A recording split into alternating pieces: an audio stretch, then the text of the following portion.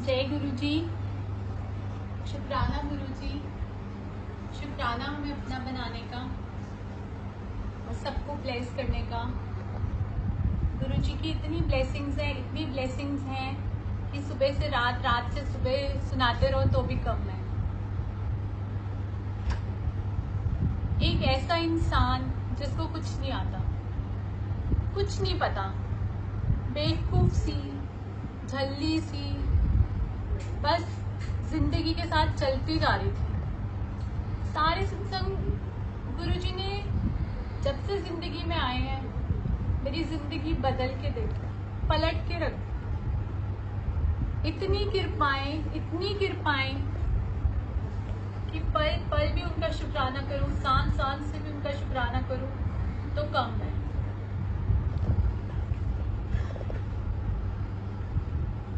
यहाँ पर हमने, गुरुजी ने मुझे यहीं पे नर्क भी दिखा दिया और स्वर्ग भी दिखा दिया। कहते हैं यहीं पर ही होती है सब चीजें, नर्क स्वर्ग सब यही है।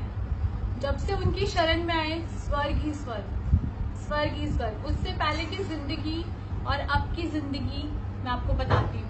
गुरुजी से जब मिले नहीं थे उससे पहले की जिंदगी क्या थी।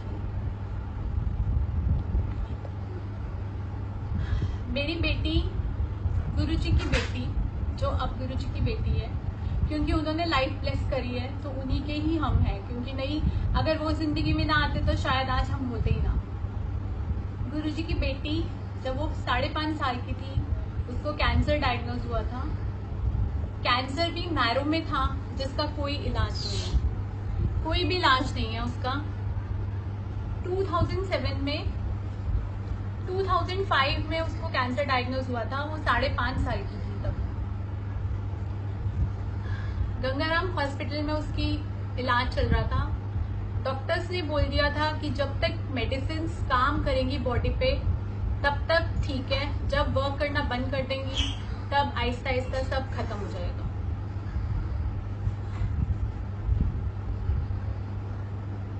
आहिस्ता आहिस्ता चलते रहे गुरुजी की। मतलब उस टाइम पे इतनी तकलीफ थी, इतनी, एक तो मेरे इन लॉज में से कोई भी खड़ा नहीं था साथ देने को, कोई साथ था ही नहीं। बिल्कुल अकेली हो गई थी मैं, बिल्कुल ही अकेली। गुरुजी ने कैंसर, जब हम हॉस्पिटल में एडमिट होती थी, ये एक महीना हॉस्पिटल में ही रहती थी। एक महीना हॉस्पिटल में रहना, मुझे बाहर सूरज देखे हुए भी एक महीना हो जाता था। हर टाइम जब थोड़े दिन होते थे हॉस्पिटल में एडमिट, हर थोड़े दिन होते थे हॉस्पिटल में एडमिट, और मैं कहती थी मेरा तो घर ही यही हो गया। गुरुजी ऐसी कृपा है कि गुरुजी के अलावा मुंह से भी गुरुजी ही निकलता है।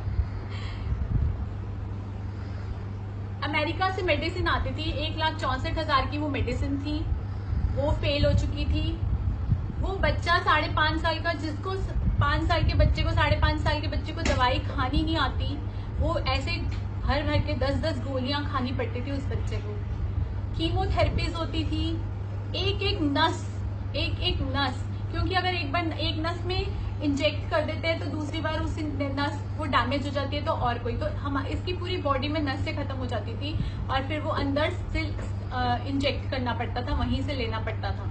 इतनी तकलीफें देखी है, इतना दुख देखा है उस बच्चे ने, हम सब ने साथ में। हमारी ये जर्नी, हम कहने को अब मैं ये सत्संग सुना दूंगी तो आधा घंटे में सुना दूंगी, 1 घंटे में सुना दूंगी, 5 घंटे में सारे सत्संग शेयर कर दूंगी, लेकिन ये हमारे सालों साल की जर्नी होती है। कितने साल हम लोगों को ये सब तकलीफें सहन करने में लगती है, वो एक पल तो हम बयान भी नहीं कर सकते। इतनी तकलीफ, इतना दुख कि आज मेरे से सुनाया भी नहीं जाता, इतनी तकलीफ सहन करी है।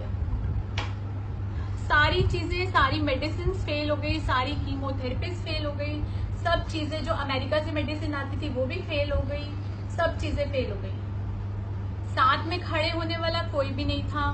मेरे सास ससुर ने 1 साल भी नहीं इलाज को हुआ था, उसमें भी इतनी लड़ाई झगड़ा, पैसों के पीछे ये वो चलता रहता था, और उसके बाद उन्होंने हाथ खड़े कर दिया, हमने इलाज करा सकते, जहां से मर्जी कराओ।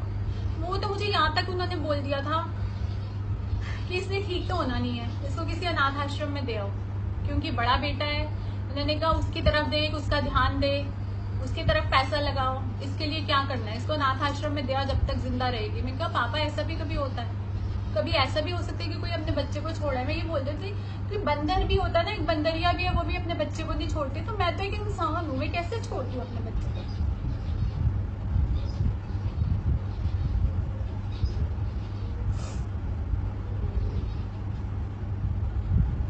फिर मेरा ब्रदर ले आया मुझे, वो कहता है कि मैं इलाज कराऊंगा मेरे साथ, वो अपने घर पे ले आया।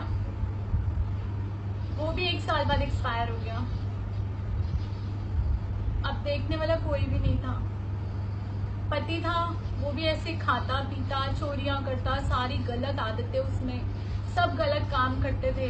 जो मम्मी पैसे देती थी इलाज के लिए, दवाई के लिए, उसमें से भी चोरी करके ले जाने, और कभी शराबें पीनी, कभी कुछ गलत काम करने।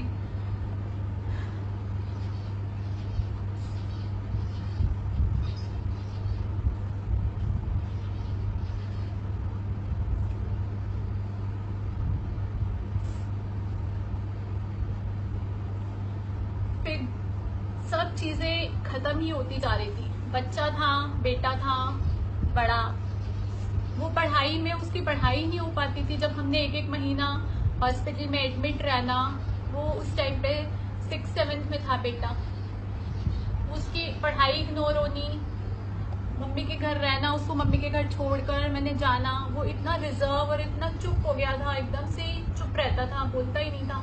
वो भी इतनी सब चीजें सह के, देख देख के, सब चीजें करके, पढ़ाई में भी बिल्कुल ऐसे जीरो होता जा रहा था। कोई पढ़ाई कराने वाला नहीं था, बस ट्यूशन गया, अपना ट्यूशन से आया, जितनी पढ़ाई हुई, मतलब सब चीजें ऐसी चल रही थी। वहां से हम घर से आ गए, मेरा भाई भी एक्सपायर हो गया, हमने रेंट पे घर लिया, मम्मी के घर के पास में लिया। वो घर भी ऐसा था, 2 कमरों का घर था। 2 कमरों के घर में वो बस हम उसी में रहते थे। हमारी वॉशिंग मशीन, हमारा फ्रिज पीछे ओपन में रहता था कि बारिश वगैरह आती थी, कुछ भी होता था तो वो सारी चीजें गीली हो जाती थी। आगे से बारिश आनी तो आगे की दीवार एकदम ऐसे गीली हो जानी कि पूरा एसी, वो सब चीजें गीली हो जानी, और करंट आने का डर होना। ऊपर से कैंसर का पेशेंट घर में, ऊपर से दीवारों के में से लीकेज होने लग जानी, इतनी तकलीफ, और पैसे भी नहीं, और कई बार तो ऐसे हो जाना कि बच्चों के लिए दूध के लिए भी पैसे नहीं होंगे। इतना दुख, इतनी तकलीफ सह सह के 3 साल गंगाराम हॉस्पिटल में इलाज चला है, 3-3.5 साल, और इतनी तकलीफ, इतनी दुख से सह के मैं थक गई थी। और अब लास्ट में थकने के बाद मैं कहती थी, हे भगवान, अगर तू है ना दुनिया में तो हमें उठा ले, और सिर्फ मुझे मत उठाना, तीनों को, हम तीनों को, दोनों बच्चों को और मुझे, हम तीनों को उठाना, क्योंकि जो भी बच गया ना उसको देखने वाला कोई नहीं है, तो इसलिए हम तीनों को उठा लेना। गुरु जी की रहमत हुई, उनको, उनकी कृपा हुई, उनको हमारे ऊपर दया आ गई। सब आज कहते हैं कि हमारे कोई पिछले जन्मों के अच्छे कर्म होंगे जो हमारे को गुरु जी मिल गए। मैं तो कहती हूँ हमारे तो कोई अच्छे कर्म थे ही नहीं, उनको तो हमारे ऊपर दया आ गई जो उन्होंने हमें पकड़ लिया। क्योंकि अच्छे कर्म होते तो इतनी तकलीफ नहीं देखने को मिलती। अभी तो मैंने आपको छोटा सा ही बताया है ना, कितनी तकलीफें झेली है, कितने दुख झेले, ये तो हमें पता है। जब हमने इतने सालों, इतनी चीजों के पीछे कैसे सहा है वो हमें पता है, वो गुरु जी के अलावा किसी को नहीं पता। उनकी दया, उन्होंने मुझे अपना बना लिया और बस मुझे उधर से बदल के रख दिया।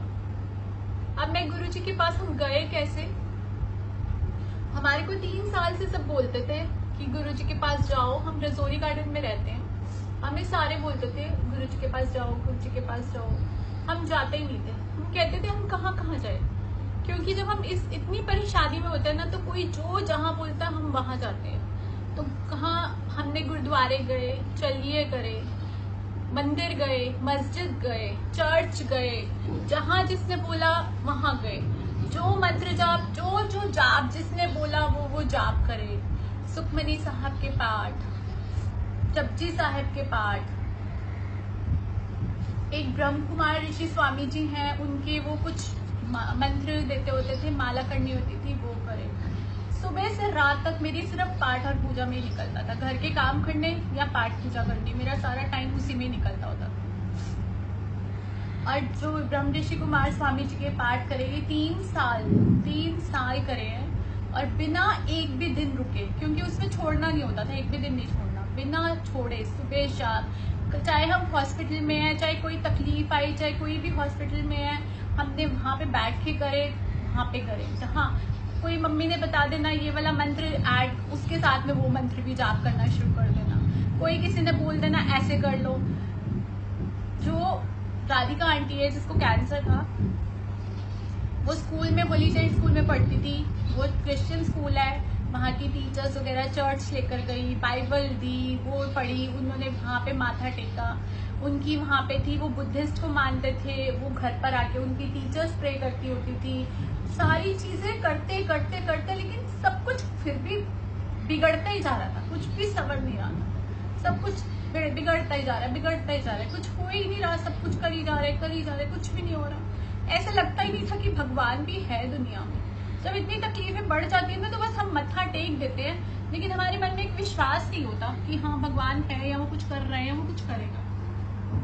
सब चीजें ऐसी लगने लग जाती है कि बस ठीक है, मत्था टेक देते हैं, जो पाठ कह रहे हैं वो कर लेते हैं, जो पूजा कहते हैं वो कर लेते हैं। हाँ, डर भी लगता है कि अगर नहीं करेंगे तो पता नहीं क्या हो जाएगा, ये भी डर हो जाता था मन में कि नहीं करना है, नहीं करना है, चाहे जितनी मर्जी थकी हुई हो, जितनी मर्जी टूटी हुई होती थी, अंदर से भी दिल टूटा होता था, शरीर भी टूटा होता था, लेकिन वो करना है, बच्चे के लिए करना है, वो जबरदस्ती करके करती थी। सब कुछ कर रहे हैं। फिर जो उसकी रिपोर्ट्स थी राधिका की, वो आयुर्वेदिक हॉस्पिटल्स में दिखा दी, होम्योपैथिक में दिखा दी, एलोपैथिक में दिखा दी, पूरे वर्ल्ड में उसकी कोई ट्रीटमेंट नहीं, अमेरिका तक से भी कि इसकी कोई ट्रीटमेंट नहीं है, क्योंकि मैरो में कैंसर है, इसकी कोई ट्रीटमेंट नहीं। यही हो रहा था, सब चीजें फेल हैं। लास्ट तक भी इसकी कीमोथेरेपीज चली हैं, सारी कीमोथेरेपीज फेल हो चुकी थी, मेडिसिन फेल हो चुकी थी, कोई इलाज नहीं था। एक ट्रांसप्लांट लास्ट में उन्होंने इलाज बोला कि ट्रांसप्लांट, उसके लिए हमारे पास मैच नहीं था, और उन्होंने कहा कि हम सर्च पे डाल देते हैं पूरे वर्ल्ड में, कहीं से भी वो मैच मिलेगा। उन्होंने डाल दिया सर्च पे कि हम डाल देते हैं, कब मिलेगा क्या होगा हमें नहीं पता, वो सर्च पे डाल देते हैं सारी वो इसके, और फिर देखते हैं कि क्या होता है। लेकिन आप ये भी मत सोचना कि 2% भी चांसेस है उसके बाद भी वो बच जाए, और उसके बाद आप पैसों का इंतजाम करो, 35-40 लाख रुपए इकट्ठा करो, जो कि जरूरत होगी, जो चाहिए होगा उस टाइम पे। अब ये भी बोल दिया कि 2% भी चांस नहीं है, और अब मेरा एक माँ का क्या हाल होता है, पागलों की जैसे हो जाती है एक माँ। मैं बिल्कुल पागल की जैसे, मुझे समझ नहीं आती थी कि मैं करूँ क्या, मुझे कुछ समझ नहीं आता था। एक तरफ जाके सभी भगवान को मत्था टेक लिया, सब कुछ कर लिया, एक तरफ सबके डॉक्टर से बातें करनी, कभी किसी से पूछना क्या करे, सबसे पूछने की कोशिश करनी, सबके पेरेंट्स को फोन करना, कैंसर वाले बच्चों के पेरेंट्स, कि आप मेरी जगह होते तो क्या करते, कि बच्चा अगर कैंसर बढ़ता जाएगा तो भी वो जैसे जैसे कैंसर बढ़ेगा उसको तकलीफ होएगी, और वो बहुत मुश्किल है वो भी करना। और अगर हम मेडिसिन करते हैं तो वो जो ट्रांसप्लांट है वो भी बहुत मुश्किल है, वो भी कोई आसान नहीं है। 2% चांस है कि ठीक हो जाएगी, नहीं तो वो बचेगी नहीं, क्योंकि बहुत सेंसिटिव है। कोई कीमोथेरेपी जो आम ब्लॉक्स होते हैं वो भी नहीं ले पाती थी, तो जो छोटे बच्चों को मिलते थे वो ब्लॉक भी वो नहीं ले पाती थी, इतने सेंसिटिव है। सब चीजें खत्म थी हमारी लाइफ में, कुछ भी नहीं था, कुछ भी नहीं, सारी तरफ से अंधेरा ही अंधेरा था। हस्बैंड की तरफ से अंधेरा, पैसे हमारे पास नहीं, घर हमारे पास नहीं, बच्चा एक कैंसर का पेशेंट, एक बच्चा पढ़ाई में बिल्कुल जीरो होता जा रहा है, सारी तरफ से परेशानियां। फिर लास्ट में आके बंदा यही कहेगा ना, हे भगवान यार मुझे उठा ले, अब हम कुछ नहीं कर सकते, हम बस हमें उठा ले, हम थक गए हैं इसी वजह से। लेकिन गुरु जी की इतना शुक्राना, गुरु जी का, कि आज मेरे को एक भी चीज मांगने की जरूरत नहीं है, एक भी चीज। यहाँ पर हमारे को सब बोल रहे थे कि जाओ जाओ जाओ, हम जाते ही नहीं थे कि क्या क्या करें, हर जगह हुआ है, थक गए हम, वहां पर भी जाएंगे, वहां पर भी कोई कुछ दे देगा, ये जॉब कर लो, ये ऐसे कर लो, वैसे कर लो, लेकिन कुछ पता ही नहीं था। वही कि अभी हमारा टाइम नहीं आया था। गुरुजी की टाइमिंग्स बहुत, हर चीज टाइम पे होती है, हर चीज टाइम। 31 दिसंबर 2011 को गुरुजी ने हमें अपने दरबार पर बुलाया। उससे पहले हमारे को बिमला आंटी और आरती आंटी हैं, उन्होंने गुरुजी से जोड़ा, उनका इतना शुक्राना है क्योंकि जरिया गुरुजी बनाते हैं, गुरुजी ने उनको जरिया बनाया हमें मिलाने का। बहुत शुक्राना गुरुजी और बहुत शुक्राना आंटी आपका। 31 दिसंबर 2011 से पहले हमारे को वो आए सब लोग बोल रहे थे कि आप जाओ आप जाओ, आप क्यों नहीं जा रहे हो, आप जाओ जाओ, तो वही कि दिमाग में चलता ही नहीं। लेकिन फिर मुझे एक जगह पर, एक दिन घर पे बैठी हुई थी मम्मी के घर पे, तो मुझे किसी ने सत्संग गुरुजी का सुनाया। वैसे बातें करते करते गुरुजी की बात हुई, तो उन्होंने सत्संग सुनाया कि उनकी सिस्टर का बेटा है, मेरी चाची जी ने सुनाया कि उनकी सिस्टर का बेटा है, वो बहुत ज्यादा डिप्रेशन में था, बहुत ज्यादा डिप्रेशन में, इतना ज्यादा डिप्रेशन में था कि अपने पापा मम्मी को मार भी देता था, और कभी मेट्रो पे चढ़कर छलांग लगाने की मैं मर जाऊंगा मैं, ये बहुत ज्यादा डिप्रेशन में था। और गुरुजी के दरबार पे जाने से ही वो ठीक हो गया। तो उनको हम जानते भी थे, तो एक मतलब बस यही होता है कि एक स्ट्राइक गुरुजी ने, जहाँ पे उन्होंने मेरे को स्ट्राइक करा, मेरे दिमाग में डाल दिया कि नहीं जाना है, बस एक मेरे मन में ये डाल दिया। उसके बाद भी फिक्र ठीक है जब जाएंगे। उसके बाद राधिका की तबीयत इतनी खराब होती जा रही थी, इतनी खराब होती जा रही थी। बिमला आंटी ने अपने घर पे सत्संग करा, उन्होंने मुझे कहा कि एक मंदिर तो जब जाओगे तुम लोग ना घर पे आ जाओ सत्संग पे। राधिका की तबीयत काफी खराब थी, मैं उसको ऐसे उठाकर ही लेकर गई थी उनके घर पे ले जाकर हम बैठे सत्संग। गुरुजी का येलो चोला वाला स्वरूप था, मैं बैठी, कुछ इतना मुझे समझ नहीं आया क्योंकि मैं इतनी ज्यादा टेंशन में थी और इतना मेरा दिमाग ही बंद हो रहा था। लेकिन मुझे गुरुजी की आईज ब्लिंक होती दिखी, लेकिन उसके बाद भी मुझे कुछ ऐसा नहीं लग रहा था कि जैसे कुछ मेरे साथ अलग हुआ है या कुछ हो रहा है। मतलब मैं इतना ज्यादा उसमें थी और अपना सत्संग सुना। जो सत्संग था, नीचे बैठे हुए थे, राधिका ऐसे लेटी हुई थी, सर मेरा गोदी में रख के, और अपना सत्संग सुन रहे थे।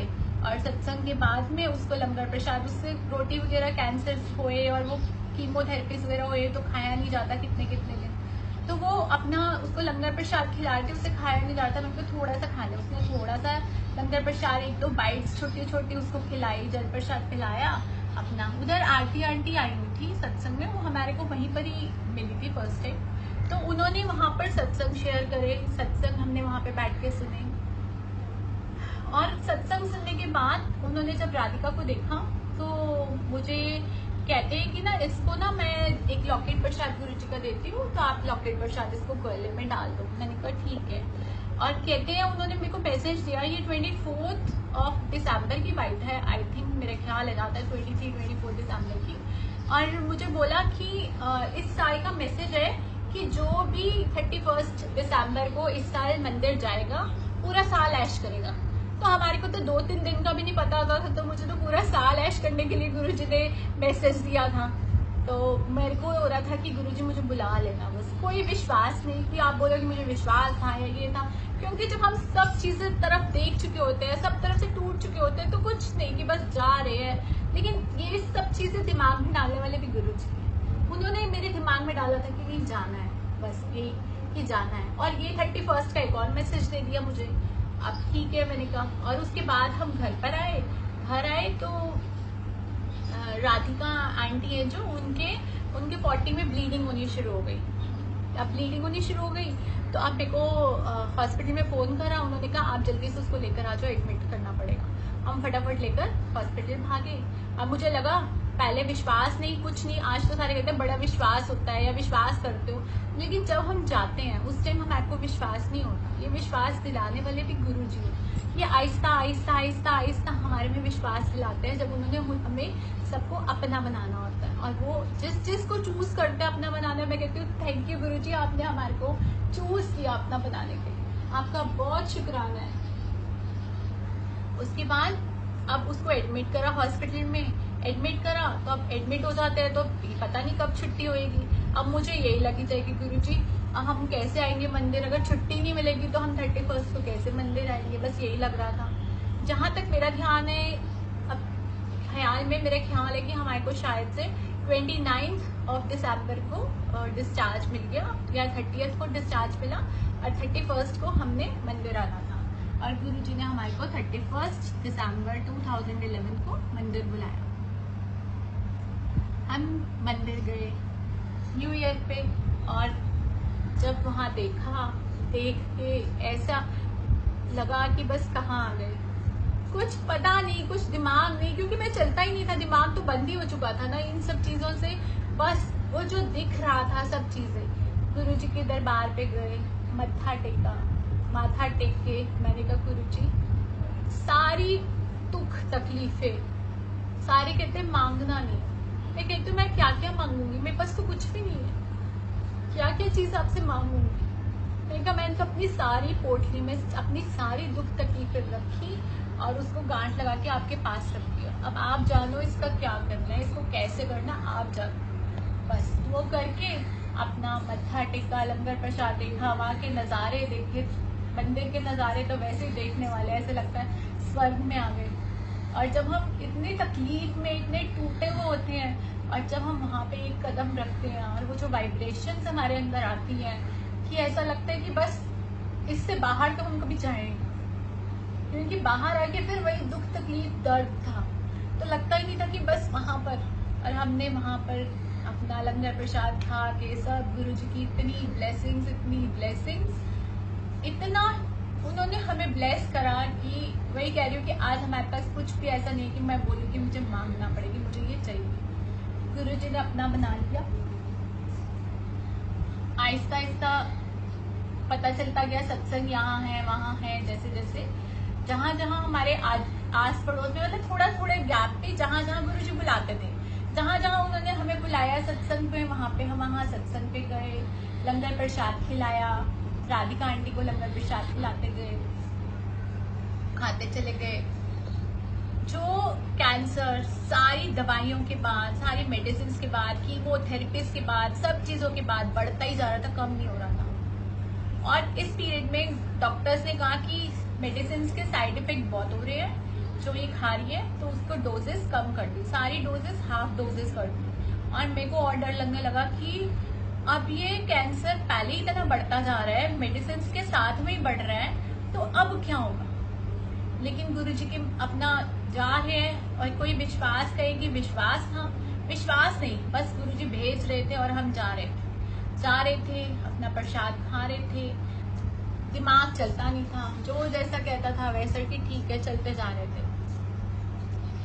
अपना सारे प्रसाद खा के 1 महीने बाद 31 दिसंबर को हम गए थे। 30 जनवरी को इसका फिर से टेस्ट होना था, जो इसकी रिपोर्ट 0.5% कैंसर की आई, जो कि बढ़ता जा रहा था। वो कैंसर की रिपोर्ट 1 महीने में 0.5% गुरुजी की कृपा है। शुक्राना गुरुजी, आपका लाखों बारी करोड़ों बारी शुक्राना। उस रिपोर्ट से पहले 15 दिन पहले मुझे पता होता था ना टेस्ट होना, मेरे रोटी खानी बंद हो जाती थी, इतनी घबराहट होती थी। और मैं कहती थी भगवान जी पता नहीं मैंने कौन से कर्म करे हैं, पता नहीं किसको कितनी तकलीफ दी है, किसी को पिछले जन्मों में कितना दुख दिया है कि मेरी घबराहट कम ही नहीं होती, हर टाइम घबराहट इतनी घबराहट रहती। और वो टेस्ट से पहले और टेस्ट में रिपोर्ट आने के बाद तक मुझे, जब तक रिपोर्ट मेरे हाथ में नहीं आती थी तब तक मेरी घबराहट ही नहीं खत्म होती, इतनी घबराहट होती। और गुरुजी का शुक्राना, गुरुजी आपने इतना ब्लेस करा हमारे को, इतना ब्लेस करा। एक और वो बताती हूँ मैं, बीच में हम एक बार सत्संग पे गए, छोटे छोटे सत्संग तो बीच में गुरुजी कराते रहते थे।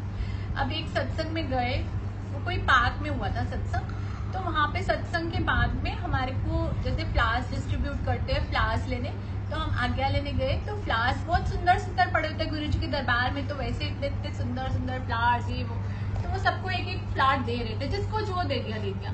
तो अभी हम जाना स्टार्ट ही हुए थे, तो जैसे ही हमने गए तो एक आंटी ने मुझे फ्लावर दिया, तो वो ठीक था।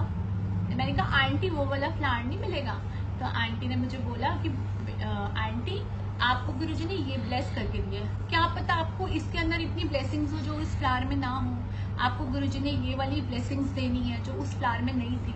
मैंने कहा हाँ जी आंटी, थैंक यू आंटी। तो गुरुजी ने मेरे को एक मैसेज दिया कि जो भी मैं देता हूँ उसकी सुंदरता मत देखो, वो तुम्हारे लिए कितना ब्लेस्ड है, तुम उस चीज को देखो। तो गुरुजी हमारे को साथ साथ अपनी जर्नी में समझाते भी जाते हैं कि जो मैं कर रहा हूँ वो तुम्हारे लिए अच्छा है। आहिस्ता आहिस्ता आहिस्ता आहिस्ता गुरुजी बहुत हर चीज पे हमारे काम करते हैं, हमारे मन के ऊपर, हमारे तन के ऊपर, हमारी सोच के ऊपर, हर चीज पे हमारी जर्नी चलती है साथ साथ में। तो गुरुजी ने वो हमारे मेरे को एक मैसेज दिया और मुझे समझाया, थैंक यू गुरुजी।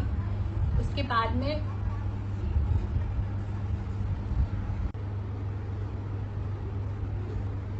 गुरुजी की ब्लेसिंग से कैंसर 0.5% हो गया। शुक्राना गुरुजी का। 1 महीने में सिर्फ लंगर प्रसाद खाकर, गुरुजी के मंदिर जाकर, वो कैंसर जो बढ़ता जा रहा था, सारी मेडिसिन के बाद, अमेरिका से जो मेडिसिन आई उसके बाद, सब चीजों के बाद वो कैंसर 0.5% हो गया। थैंक यू गुरुजी का। थोड़ी सांस में सांस आने लगी, थोड़ा विश्वास बढ़ने लगा। एवरी 3 मंथ्स बाद ये टेस्ट होते होते थे। जनवरी में हुआ, उसके बाद मार्च अप्रैल में होना था। पता नहीं क्या हुआ, टेस्ट करवाने गई। ये टेस्ट जो रेगुलर 3 साल से हो रहे थे, मैं वो टेस्ट करवाने गई हूँ, वो टेस्ट ही मैं गलत करवाई। उसमें कुछ आया नहीं, उसमें यही आया कि जो मैं करवाना था उसकी जगह दूसरा वाला करवा दिया। हाँ वो कैंसर का ही था, उसमें कुछ नहीं आया, सब नेगेटिव। ठीक है चलो जी। अब डॉक्टर ने कहा क्योंकि ये वाला टेस्ट 6000 रुपीज का होता था, तो उन्होंने कहा कोई बात नहीं, अभी आगे चलने दो ऐसे ही, ठीक है जैसे चल रहा है इसको चलने दो, ठीक है। अब आगे हम चलते गए। एक पीरियड ऐसा आया अक्टूबर की बात है, सितंबर की बात है, ये सितंबर से अक्टूबर के बीच मंथ्स की बात है 2012 की। तो राधिका को जब भी ये मेडिसिन खाती थी, इसको ना फीवर हो जाता था।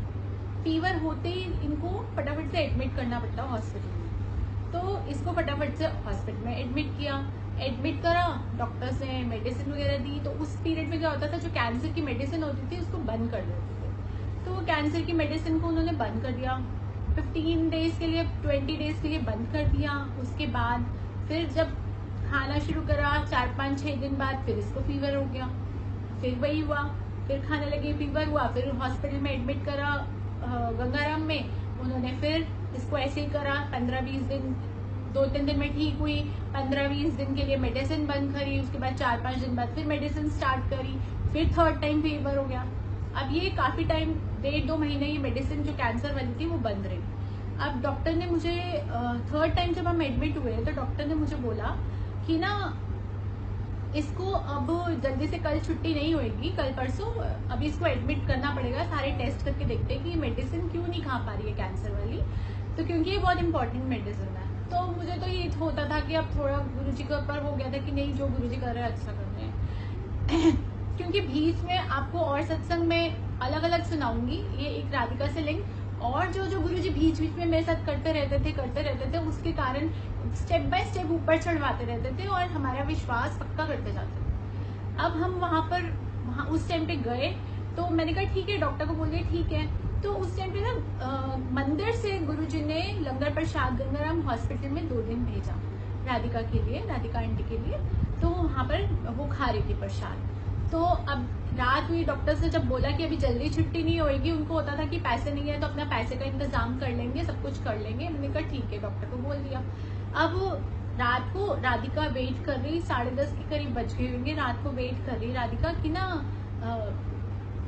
लंगर प्रसाद नहीं आया, क्योंकि ये हॉस्पिटल का खाना खाती नहीं थी, इसको अच्छा नहीं लगता था कि, और लंगर प्रसाद की वेट कर रही थी कि लंगर प्रसाद नहीं आया। मैंने राधिका को बोली, मैं कहा खा ले यही वाला खाना जो है वो खा लो बेटा, कि पता नहीं कब आएगा नहीं आएगा, कोई इधर को आता होएगा तो कोई संगत यहाँ पर गुरुजी भेजेंगे किसी संगत के हाथ में प्रसाद, अगर इधर को कोई ऑन द वे होएगा उनका गंगाराम की तरफ से। तो हम यही सोच रहे। तो ऐसे ना ये चावल के दाने ऐसे उठा के खा रही थी, बेतुके मन से बस ऐसे खाई जाती है। और वो खा रही थी और खाते खाते एक स्वीपर आए जो लास्ट 3 ईयर्स से मैंने उनको कभी वहां पर नहीं देखा था। गंजे से थे, साइडों में थोड़े थोड़े बाल थे, गंजे से थे। आकर इसको बोलते हैं आप खाना खा रहे हो? क्यों? इसकी ना बीच में हियरिंग लॉस हो गया था, कीमोस की वजह से हियरिंग लॉस हो गया था और इसको सुनाई भी नहीं देता था। दोनों कान में बहुत ज्यादा इन्फेक्शन हो गया था जिसके कारण इसको सुनाई नहीं देता था। तो इसको समझ नहीं आई कि उन्होंने क्या बोला, लेकिन इसने गर्दन हिला दी ऐसे करके। तो फिर वो बाहर गए, झाड़ू मारते मारते बाहर गए और फिर आए, आकर इसको बोलते हैं अब जल्दी से ठीक होकर यहाँ से जाओ और फिर कभी नहीं आना, ऐसा बोला इनको है। और फिर आए, पोछा लगाते लगाते आए और फिर मुझे कहते हैं तुम्हारे को किसी चीज की भी जरूरत होगी ना मुझे बोलना। ठीक है, उस टाइम तो हमारे को कुछ समझ ही नहीं आती है और मैंने कर दिया ठीक है। और वहाँ के कोई भी स्वीपर हो, कोई भी कुछ भी हो, वहां पर आप किसी को कुछ भी कह दो ना पैसे लेके कि भैया बाहर से कुछ ला दो सामान, तो वो नहीं लेकर आते। वो कहते हैं ऑन ड्यूटी है, हमारे कार्ड बने हुए, हम बाहर नहीं जा सकते। उन्होंने मुझे ऐसा बोला। मैंने कहा ठीक है। रात को हम सोए, सुबह 8 बजे के करीब सिस्टर्स ने उठाया कि रिफंडेबल मेडिसिन है आपकी। मैंने कहा क्यों? कह रही आपकी छुट्टी होगी। मैं इतनी हैरान कि शाम को डॉक्टर अभी हमें बोल कर गए हैं कि अभी जल्दी छुट्टी नहीं होगी और डॉक्टर विजिट होती है 10:30-11 बजे और 8 बजे छुट्टी हो गई है। और फिर गुरुजी की कृपा समझ आई कि गुरुजी हमारे को ब्लेस करके गए, आकर बोल कर गए कि अब यहाँ पर आज के बाद कभी नहीं आना। और वो दिन और आज का दिन गुरुजी ने हमें कभी एडमिट नहीं होने दिया। जब तक कैंसर के इलाज भी चल रहा था राधिका का, अब तो गुरुजी की कृपा से बिल्कुल ठीक है। 3-4 साल से कोई उसको वो नहीं है, बिल्कुल ठीक, सब चीजें ठीक, सारी रिपोर्ट्स ठीक। अब तो कोई टेस्ट नहीं, कोई मेडिसिन नहीं, कुछ भी नहीं 3-4 साल से। और उस टाइम पे जब वो सब चीजें चल रही थी तो, और वो उसके बाद कभी एडमिट नहीं होने दिया गुरुजी ने। और वो वाली जो डोज थी, जो हाफ डोज चल रही थी स्टार्टिंग में जनवरी में, जो हाफ डोज करी थी, वो अब इसके बाद डॉक्टर्स ने ऑल्टरनेट डेज पे कर दी कि 1 दिन छोड़ के 2 दिन छोड़ के। अब डॉक्टर बोल रहा था 1 दिन छोड़ के, तो मुझे हमारे को इतना ज्यादा गुरुजी की कि हम लंगर प्रसाद खा रहे हैं, तो वो 1 दिन छोड़ के बोलता था, मैं 3 दिन छोड़ के खिलाती होती थी उसको मेडिसिन। और आगे चलते चलते ऐसे ही खत्म हुई। उसने फिर बोला कि 5 दिन बाद कर दो, तो मैंने हफ्ता बाद खिलानी, और उसने कहना हफ्ते बाद खिला दो, 15 दिन बाद वो मेडिसिन खिलानी। और सारी रिपोर्ट्स जो क्वार्टरली टेस्ट होते थे वो सारे गुरुजी की ब्लेसिंग से ठीक। अभी डॉक्टर्स को तो नहीं पता, लेकिन हमें तो पता है कि गुरुजी क्या क्या कर रहे हैं और हमारे से कैसे कैसे करवा रहे हैं। सारी चीजें, सब चीजें गुरुजी की प्लानिंग से चलती हैं। इतनी प्लानिंग गुरुजी की स्ट्रॉन्ग है, सब चीजें। और हमारे को स्टेप बाय स्टेप हमारा फेथ बढ़ाते जाते हैं, क्योंकि उन्होंने अपना बनाना होता है हमारे को, तो वो बस वो बढ़ाते जाते हैं। उनकी इतनी ब्लेसिंग्स, और जैसे एक उनसे प्यार सा हो जाता है, क्योंकि जहाँ से हमें प्यार मिलता है हम अट्रैक्ट उसी की तरफ होते हैं जहाँ से हमें प्यार मिलता है। जो हमें प्यार देता है, चाहे वो इंसान हो चाहे वो भगवान हो, हम लोग प्यार के भूखे हैं। हमें लगता है कि वो हमें प्यार दे रहे हैं तो हम उसकी तरफ खिंचते जाते हैं। तो गुरुजी ने भी यही करा, वो हमारे को ऐसे, और हम भूखे भी प्यार के थे, सिर्फ एक प्यार ही प्यार के, इतना भूख थे प्यार के, क्योंकि प्यार मिला ही नहीं था कभी। शादी के बाद से कभी प्यार मिला ही नहीं था, तो वो एक मेरे अंदर भूख थी सिर्फ प्यार की। और वो गुरुजी मुझे प्यार ऐसे देते देते अपनी तरफ अट्रैक्ट करते ही चले गए। इतनी ब्लेसिंग्स गुरुजी की। और आहिस्ता आहिस्ता करके गुरुजी ने राधिका के 3 महीने बाद 6 महीने बाद टेस्ट होने लगे। फिर ऐसे आहिस्ता आहिस्ता करके सब चीजें ठीक करते हुए, बिल्कुल नेगेटिव रिपोर्ट्स, 2-3 साल टेस्ट हुए, बिल्कुल नेगेटिव रिपोर्ट्स। डॉक्टर्स जो इसके थे गंगाराम से उसको शिफ्ट करा दिया हुडा सिटी सेंटर 40s में। फिर वहां चले गए। पहले यहाँ पर हमारे को मंथली जाना पड़ता था, वहां पे उन्होंने क्वार्टरली बुलाना शुरू कर दिया। फिर वहां पे क्वार्टरली टेस्ट होते थे, वो जाकर ऐसे ऐसा सब कुछ गुरुजी ने ठीक कर दिया। अब सारी चीजें ठीक हो गई। अब डॉक्टर्स को भी पता था गुरुजी के जाते हैं, लेकिन वो लोग इतना फेथ नहीं करते, लेकिन ठीक है, वो बोल देते थे कि हाँ ठीक है गुरुजी कर रहे हैं सब हैं। और एक पीरियड था, सब कुछ ये सब चीजें ठीक कर रही है, सब प्लानिंग, सब चीजें ठीक चल रही थी। अब गुरुजी की एक, आपने जेठा अंकल का भी सत्संग सुना होगा कि उनके बेटे को कैंसर था। तो जिनके कैंसर्स होते हैं उनके बेबीज नहीं हो सकते गुरुजी। लेकिन मैं डरती नहीं होती, क्योंकि मुझे गुरुजी ने इतना ज्यादा, जब उन्होंने मुझे, और इतने सत्संग, सबसे ज्यादा जो चीज है वो है सत्संग सुनना। सत्संग सुन के, जब हम दूसरों के सत्संग सुनते हैं, हमारा कॉन्फिडेंस लेवल जो नीचे जा रहा होता है वो गुरुजी इतना अप कर देते हैं कि हमें लगता है गुरुजी बैठे हैं अपने आप संभाल लेंगे। और मेरे को भी यही गुरुजी, जब हर 3 महीने बाद रिपोर्ट आनी होती थी, पहले मैं फुल 15 दिन तक ऐसा होता था कि मैं 15 दिन में कुछ नहीं खा पाती थी। मेरी रोटी अंदर डालती थी, वो बाहर आती थी। आहिस्ता आहिस्ता आहिस्ता गुरुजी ने ऐसा कर दिया था कि 1 घंटा, बस मेरे को 1 घंटा डर लगता होता था यहाँ से, जब तक कोई रिपोर्ट लेने गया और वहां से उसने मेरे को फोन पे बोल दिया कि बस सबसे पहले मैं ये भी कहती थी, हेलो भी मत बोला करो, मुझे बस बोल दिया करो ठीक है। फोन उठाते बोला करो ठीक है, ये भी मत बोला करो हेलो हाँ जी, कुछ भी मत बोला करो। मेरे को इतना डर लगता था। तो बस आगे चलते चलते ये प्रोसीजर जो 15 दिन का डर था, गुरुजी ने सिर्फ 1 घंटे का कर दिया था कि जब घर से कोई जाता था और वहां से मुझे फोन कर देता था कि हाँ जी बिल्कुल ठीक है ये रिपोर्ट, बस इतना डर हो गया था। मतलब गुरुजी की इतनी ब्लेसिंग्स है कि वो हमारे को, वो जो सांसें हमारी जो डर डर के आती थी, वो भी गुरुजी सब चीजें ठीक करते जाते हैं। इतनी गुरुजी की ब्लेसिंग्स। अब ये पीरियड हो गया कि अब पीरियड्स आने का टाइम था। इसकी कजन है, उसको पीरियड्स आने लग गए। अब इसके पीरियड्स नहीं आ रहे थे। अब थोड़ा सा टेंशन हो जाती है, लेकिन मुझे लगता है मैं एक बार सोचती हूँ, सोच के फिर मैं कह देती हूँ गुरुजी मुझे पता आप बैठे हो ना, जब आपने लाइफ दी है तो आपके पैकेज में सब कुछ है। गुरुजी की पैकेज में हेल्थ से स्टार्ट होती है, हेल्थ, फिर वेल्थ, फिर सब खुशियां जमाने भर की, दुनिया भर की, जो जिस इंसान को चाहिए होती हैं, वो सब गुरुजी के पैकेज में होती है। क्योंकि इतने सत्संग गुरुजी ने सुनवाए हुए हैं, तो मैं बस वही होती थी। लेकिन यही होता था जो जैसे कजन का, राधिका की कजन का, उसका फोन आ रहा है कि मेरे को दर्द हो रही है, ये हो रहा है, वो हो रहा है, क्या करूं है। और उसके बाद फिर मेरे को थोड़ी सी घबराहट होनी, और फिर मेरे को लगना, मैं कहा गुरुजी मुझे नहीं पता, आप बैठे हो ना, आपने ही सारी टेंशन, मतलब आपने, मुझे पता आपने सब कुछ देना है, मुझे पता है। क्योंकि सत्संग सुने हुआ है, ये भी सुना हुआ है कि जिनके बच्चेदानी भी नहीं थी, उनके भी बेबीज हुए हैं। तो फिर गुरुजी सब कुछ कर सकते हैं, तो फिर डरना किस बात का। लेकिन वही है कि हम इंसान है, थोड़ी सी घबराहट हो जाती है। फिर अपना चलो जी ठीक है।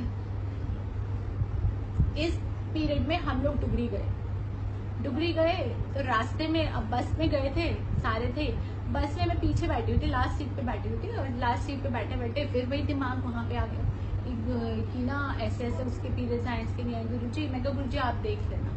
इतनी देर में क्या हुआ, मेरे फोन पे व्हाट्सएप पे मैसेज आया, आप नानी बन गए। और मेरे को लगा ये कौन है। मैंने वापस उनको करा कि आप कौन हो, तो उन्होंने देखा, उन्होंने कहा सॉरी मैंने गलती से मैसेज भेज दिया। तो मेरे को इतना लगा कि आपने गलती से भेज दिया, लेकिन गुरुजी ने मेरा आंसर दिया कि आप नानी बन गए तो सब कुछ मिलेगा, तू मत घबरा। मतलब मैं इतनी खुश हो गई कि गुरुजी आपने मेरे को ऐसा आंसर दिया। तो जबकि उन्होंने सॉरी बोला, मैंने कहा कोई बात नहीं, गलती से हो गया तो कोई बात नहीं है। और गुरुजी ने मेरा मैसेज मुझे भेजवाना था और वो भेज दिया। अब 1 या 2 महीने बाद ही